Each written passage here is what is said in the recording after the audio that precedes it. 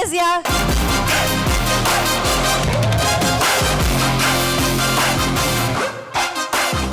Another couple of words from you.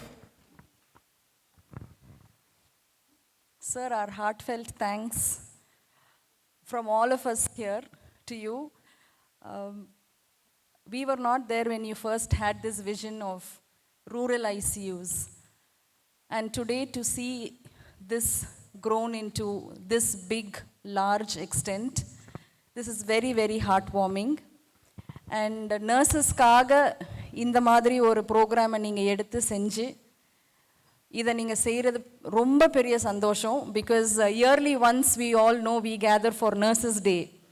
And today I think as Shirley has spoken to all of us, she has been telling us that this is going to go on and this is not just one-time event. So I think we have something to look forward to, and now people are aware of CIPACA. And your vision has been, I would say, something like a lighthouse.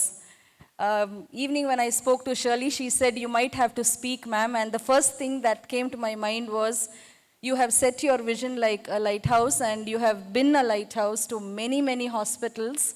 And thank you to the team of nurses, doctors, and technicians that you are taking care of and you are training. Our wishes and blessings with you. Thank you, sir.